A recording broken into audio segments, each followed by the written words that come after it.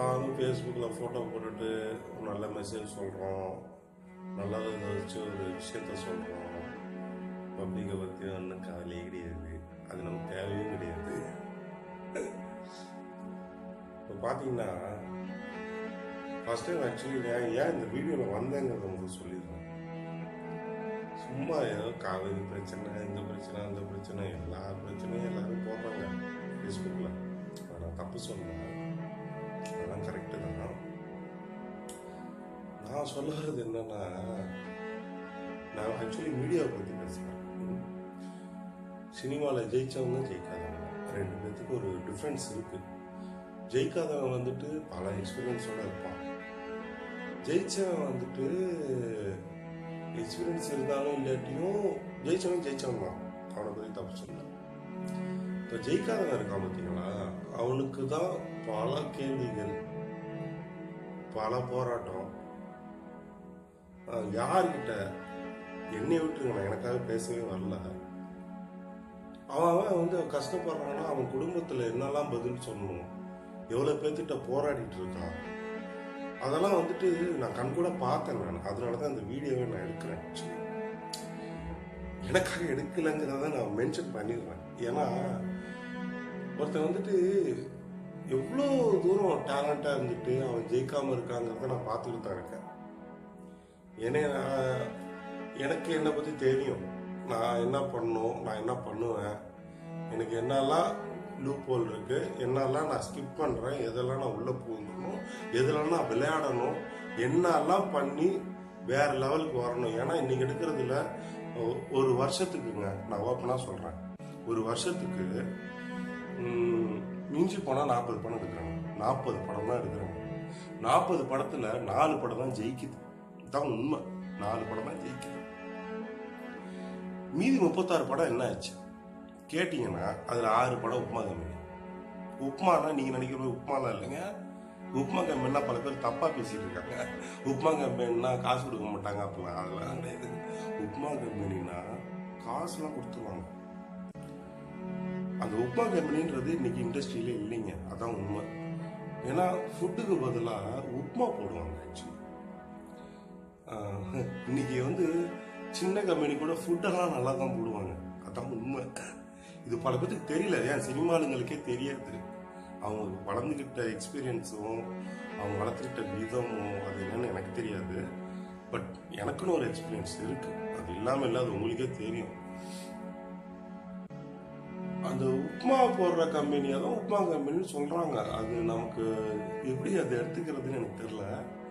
அது அந்த வேர்டு வேணாமே, அது சினிமாக்கே வேண்டாம், அது தமிழ் இண்டஸ்ட்ரிக்கு அது அசிங்கமா இருக்கு, அதை விட்டுருவோம். இப்போ கஷ்டப்படுறாங்கல்ல அவங்களுக்கு குடும்பத்தோட வந்து குடும்பத்தை சார்ந்து தான் பிள்ளைக்குட்டியை படிக்க வைக்கணும், அவனுக்கு எக்ஸ்பென்சஸ் இருக்கு, அவன் இவ்வளோ போராடுவானா, இந்த இதுக்கு அவனுக்கு ஒரு சின்ன ஒரு குவாலிஃபிகேஷன் இருக்கு, இந்த குவாலிஃபிகேஷனுக்கு அவனுக்கு ஒரு ஒர்க் கொடுக்கணும், அப்படி இப்படின்னு சொல்லிட்டு நிறைய விஷயங்கள் போயிட்டு தான் இருக்கு. நான் பார்த்துக்கிட்டு தான் இருக்கேன். பாலிடிக்ஸ், அது பாலிடிக்ஸ் சினிமாவில் இருக்கும். எந்த ஃபீல்டில் தான் பாலிடிக்ஸ் இல்லை, எல்லா ஃபீல்ட்லையும் பாலிடிக்ஸ் இருக்கு.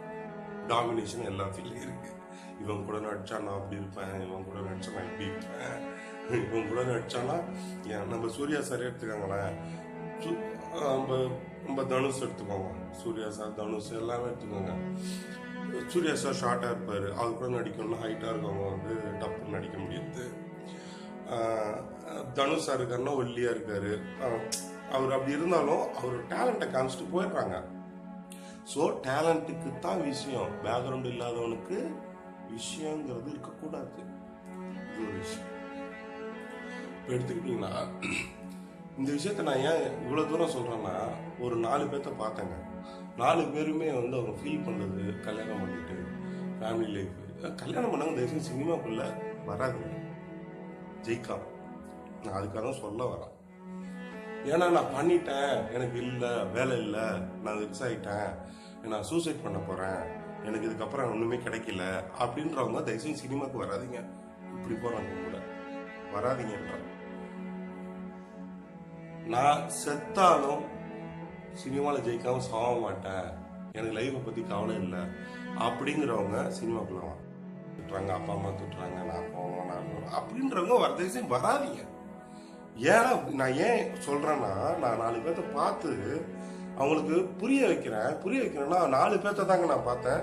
மீதி 400 பேர் வெயிட்டிங்க வந்து சோத்துக்கு இல்லாம வெயிட் பண்றான்றத நான் பார்த்துட்டு இருக்கேன். நான் சீரியஸாவே அதை வந்து எப்படி சொல்றேன்னு தெரியல.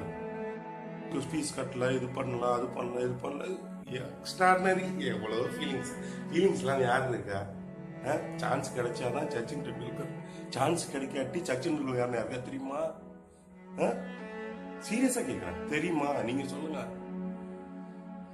திரும்பவும் சொல்றேன், இது மத்த யாருக்காகவும் இல்லை. இந்த வீடியோ ஒன்லி மீடியா பீப்புள்ஸ், நம்ம ஃப்ரெண்ட்ஸ்.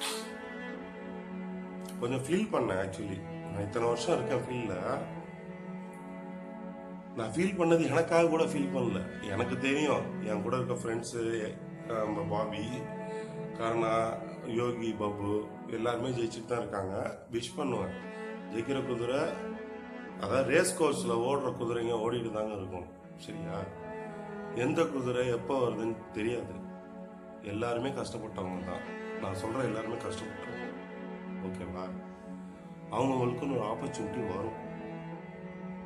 சினிமாவில் திறமை மட்டும் பத்தாது, கொஞ்சோண்டு லக்கு வேணும். கொஞ்சோண்டு தான் லக்கு. என்னை பொறுத்த வரைக்கும் கொஞ்சோண்டு தான் லக்கு. ஏன்னா எல்லாருமே திறமை இருக்கவங்க, அதுக்காக சொல்றேன். அது வந்து எக்ஸ்ட்ரானரியா போகும்போது பாத்தீங்கன்னா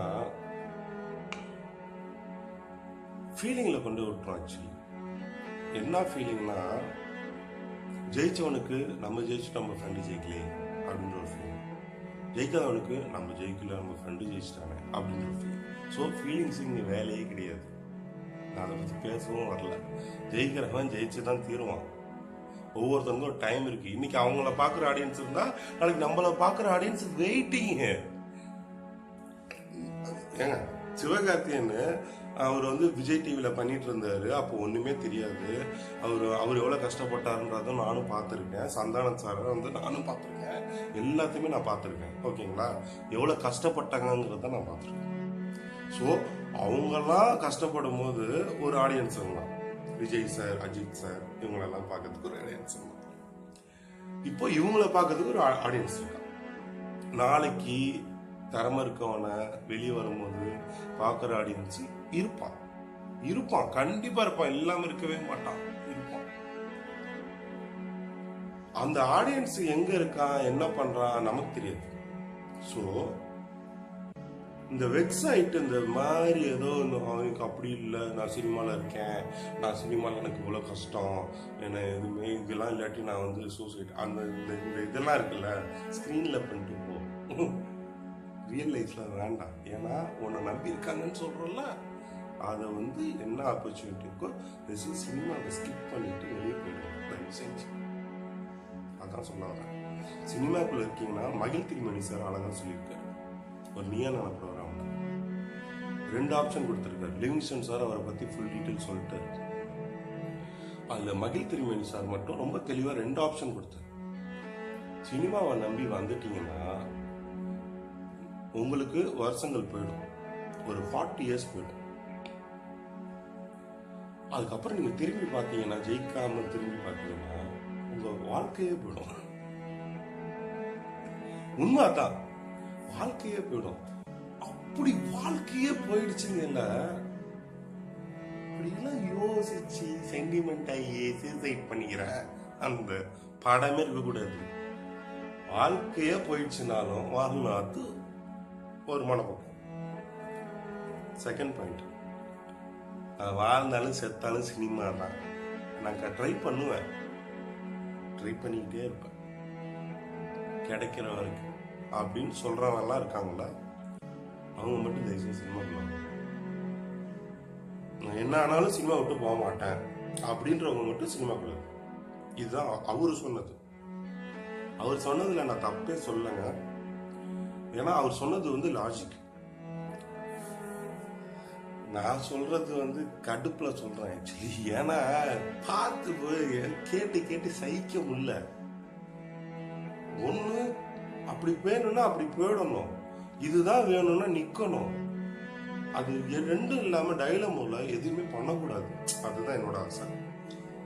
லைஃப்ல டைலமோன்றது வரவே கூடாதுங்க. டைலமோ சாங்க வேணா கேட்கலாம், டைலமோ வரக்கூடாது.